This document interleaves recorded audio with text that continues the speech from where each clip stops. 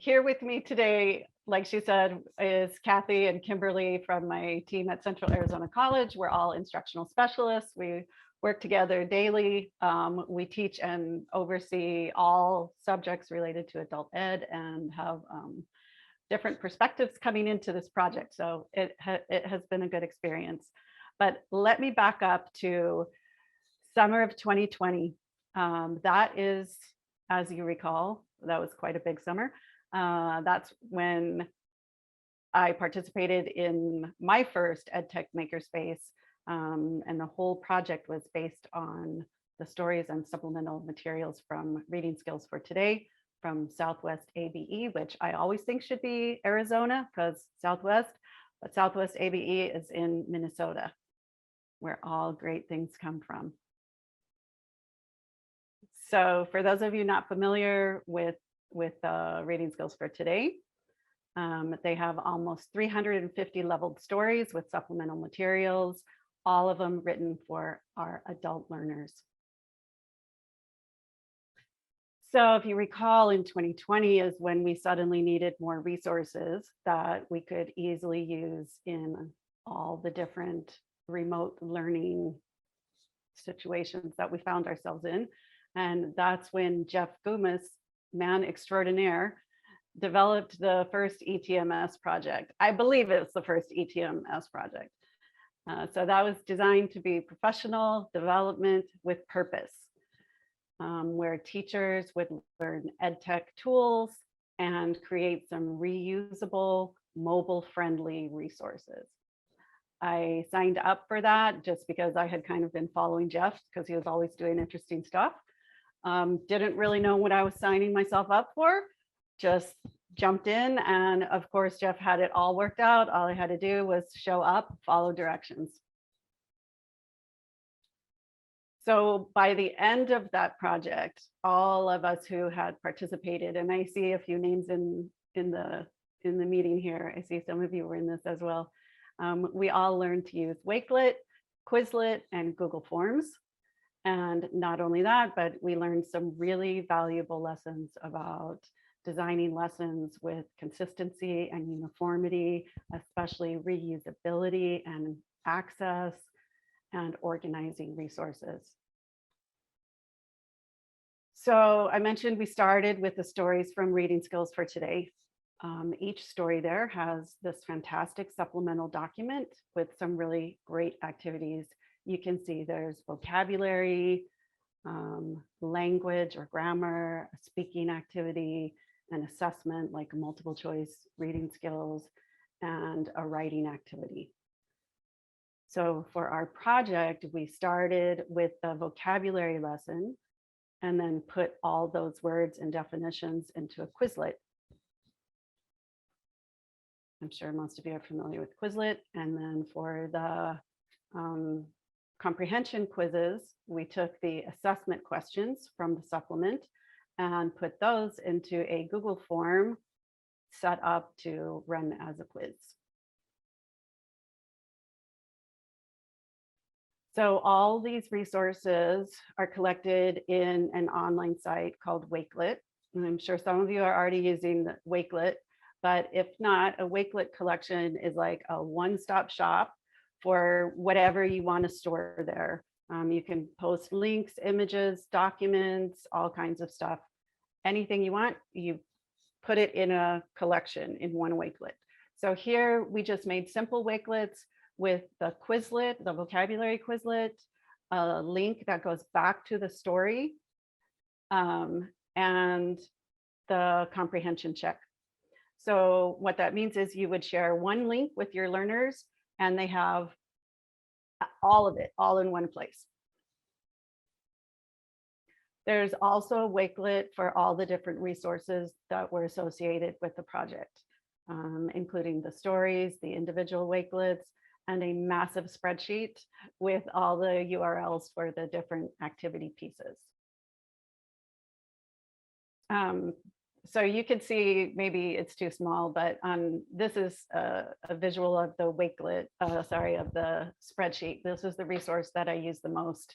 And it has the link to the Quizlet, a link to the Google Forms, a link to the copy. So you can mix and match the pieces if you want to. And at first, right after we had finished up this project, I didn't have a class of my own. So for the next year, I just tried to like spread the word and convince other people to use it. But I didn't really have that boots on the ground experience. Then in January, I got my own class, and I knew right away that I wanted to use the Wakelets, but it was an English language class, and a lot of my students were very beginning level learners. So I knew I needed some lower level stories. Even the level 1 stories were a little bit too hard for them. So I did some scouting, and imagine my excitement when I found that there was another EdTech Makerspace project that were also using Wakelets with stories and supplemental resources, but these were from the ESL Story Bank from Literacy Minnesota. Again, shout out to Minnesota. So these stories from the ESL Story Bank are for beginning and pre-beginning English language learners. So it's perfect. At first, I was sharing the Wakelets as is, just shooting them out the link, and then the students would work through the different activities. But once I got more comfortable with it, I started building on the existing Wakelets to personalize them for my class and how I like to do things. The Wakelets themselves are super easy to copy and edit. You can add things, you can take things out. So for example, I would recommend updating the Google Forms right away so that you get the form in your Google Drive and it doesn't go to someone else's. But really, the possibilities are endless. So now I'm building a collection of stories that I just keep adding to and modifying however I like. Like I said, I started out using them just as is, but once I got more comfortable with everything, because there's a learning curve of navigating all the pieces if you want to start editing. But I have a system, so I can really quickly find, modify, and even submit them to our state teacher verification model resource repository. I just have this whole system where I'm like copying and pasting and moving and boom, boom, boom, done. So the students can get proxy hours for completing these Wakelets. So that's kind of my current experience. I started as a participant in a project, and then I became a very seriously dedicated user and adapter of the resources that had already been created. And my next step has been to learn how to design my own makerspace project. And with that, I will turn it back to Rachel to talk about the design course. Okay, yes, thank you so much for sharing, Jana. So as you can tell from Jana's story, the EdTech Makerspace model is, educators getting together, learning technology together, which we know is a need for PD, but also creating these open educational resources that are usable and reusable. And so learning some instructional design elements that allow other instructors to take what you've made and run with it. And just like Jana said, modify the Google Forms, create new Wakelets, and kind of adapt things. So we are expanding this model. We have run many EdTech Makerspaces as part of the EdTech Center at World Ed and Crowded Learning, but we really want to equip other teachers, programs, anybody to be able to run their own EdTech Makerspaces so that they can generate more great OER that can be shared across the nation. So we have an open access guide that has been created for anyone to design their own EdTech Makerspace project. It's on our website, it's open to anyone, and it takes you through the steps of incorporating all of the connected practices to ensure that you're creating stuff that is reusable and customizable and accessible. We also have the Ideal 103 course. So anyone who is an Ideal member state has access to this course as part of their membership. If you're not an Ideal member state, you still can purchase the course for a fee. Facilitation is an added fee for Ideal member states as well, but that course comes along with a project planning workbook and really takes participants through the steps of designing their EdTech Makerspace project. So like I said, we want to equip other people to run their own EdTech Makerspaces and keep this great PD model going and churning out OER. So with all of that said, I'm super excited to hand it over to Kathy and Kimberly. They were in the course with Jana. They worked as a group and they designed their own EdTech Makerspace project. And they're going to tell us exactly what they're planning on doing with their EdTech Makerspace project. So go ahead, guys. Very exciting. All right, so we designed a project when we took the EdTech Makerspace project course. The goal of the course was to design a service learning EdTech Makerspace project that teaches educators new skills and tools in educational technology while producing reusable open educational resources for use in adult education. The requirements of the course was to meet every 2 weeks, complete all assignments in between meetings, and work through the steps of the course workbook. We also met as a team and completed individual as well as group assignments. Our first step was to reflect on what we know is a need in adult education and really finding those really intense needs that we have all felt in the classroom. And then find or create content to match that.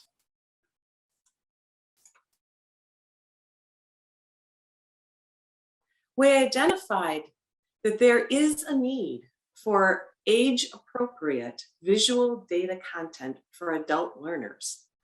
This is a skill needed by them in all aspects of life. As educators, we know that it is difficult to find well-organized content in this area. As we looked into what was available, we found what is termed slow reveal graphs. From this point, we each developed our own mock-ups for the project without having input or discussions with the other members. We wanted to get a variety of options that could be used for the project and then pick out the good from everybody's. We would now like to share an example of a slow reveal graph with you. As you can see, it starts out very minimally and allows the students a chance to focus in on the shapes and the colors of a graph and lets them start thinking about what the graph might be about. Each slide reveals additional information and a question for the student. With each new piece of additional information, the teacher will ask the student guiding questions to help them interpret the graph.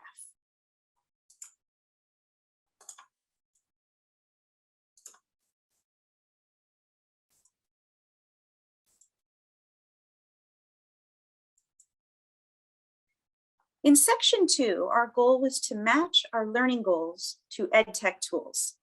This was an important step for us in that we learned to focus on goals before tools. As educators, it's easy to get too excited about experimenting with fun new tools, but this step required that we focus in on our goals first. We were also taught to focus on reusability and accessibility, which also helped narrow down the tools we ultimately chose, which were the suite of Google tools, including Slides, Forms, Jamboard, Sheets, and Docs. In session 3, our objective was to develop materials that would guide ETMS participants through the process of adapting, creating, and/or curating resources in a way that maximizes reusability. We learned about accessibility and universal design. While we have cultivated a template and a sample of what we hope the final product will look like, we still need to design learning resources. These will follow the POUR, the perceivable, operable, understandable, and robust framework that we were taught, and will include step-by-step guides. Some of these guides we are going to adapt right from Crowded Learning. Once the template and user guides are completed, we will need to train instructors to continue the project to create additional resources. We have created an interest form for anyone interested in pursuing the project.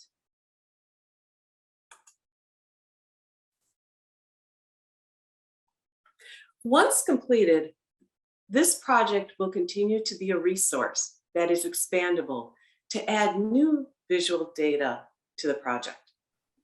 We are exploring various methods to disseminate this project to the public and make it accessible globally. Let's take a moment to show you our preliminary example using Google Slides, Jamboard, and Google Forms, and teaching adult learners about stacked line graphs.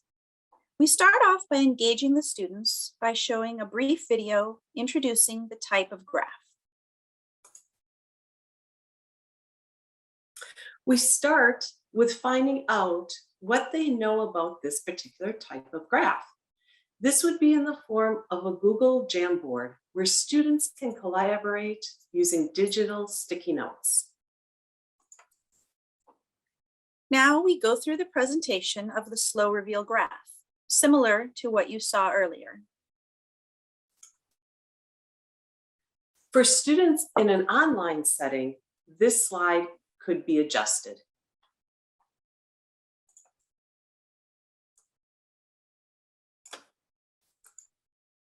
Again, for students in an online class, the teacher can ask students to create a discussion post or a chat to answer this question.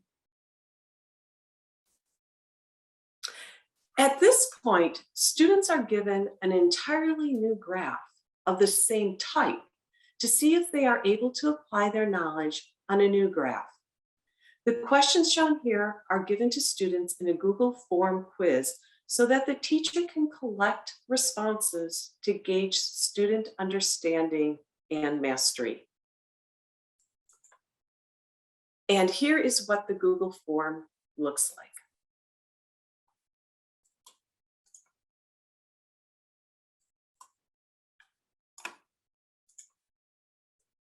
Again, an interactive link for students to share their thoughts is given in this slide. Then we have an additional reading about the same type of chart. In addition, or in lieu of more information about the specific type of graph, teachers can find reading material on the specific subject of the graph, if that's more appropriate for their lesson of the day. And what we're showing you here is an example of what our Google Sheet will look like, housing all the various components of each visual data set. That way teachers can grab the components very easily for what they want to use, or they can use the entire slide deck.